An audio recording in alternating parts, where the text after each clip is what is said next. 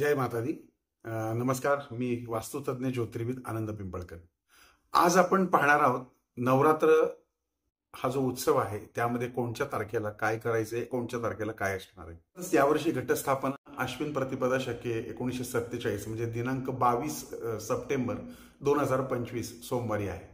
महाअष्टमीचा जो उपवास आहे तो 30 सप्टेंबर मंगळवारी करायचा आहे. यावेळेस तिथी वृद्धी आहे, तर माळा किती कराव्यात हा प्रश्न बऱ्याच मंडळींना पडलाय. नवरात्र हे प्रतिपदा ते नवमी असतं. तिथीवृद्धी किंवा तिथिक्षय आल्यामुळं एखाद दिवस मागं पुढं होतो. एखाद्या वर्षी कदाचित 8 दिवसही मिळू शकतात, एखाद्या वर्षी 10 दिवसही होतात. त्यामुळं दिवस मोजूच नाही.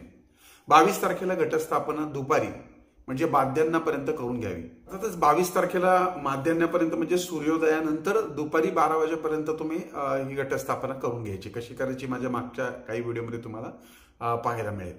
यावर्षी जी चक्रपूजा करायची असते, जी सप्तमीला करतात, ती 29 तारखेला करायची आहे.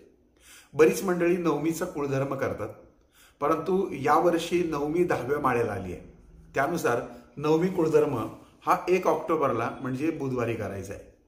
बऱ्याच मंडळींना ललिता पंचमीचं पण खूप महत्व आहे यामध्ये. तर ललिता पंचमी जी आहे ती शुक्रवारी 26 तारखेला येत आहे.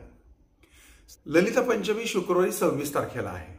सरस्वती आवाहन पूजन हे सोमवार दिनांक 29 सप्टेंबर रोजी आवाहन आणि 30 तारखेला पूजन अशा पद्धतीने करायचंय. घागरी फुंकण्याचा बऱ्याच मंडळींकडे कार्यक्रम असतो.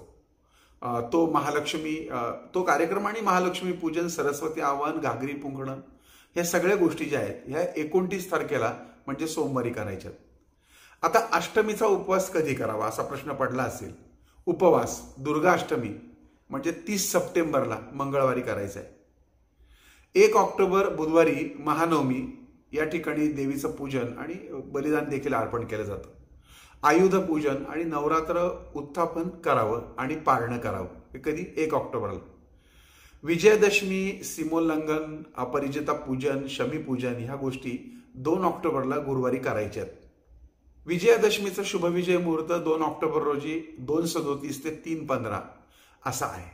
तर साधारणपणे नवरात्रीच्या ह्या प्रमुख दिवसांबद्दल मी आता तुम्हाला माहिती सांगितली.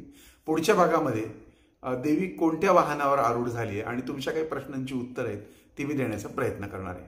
तुर्तास ओम साईराम.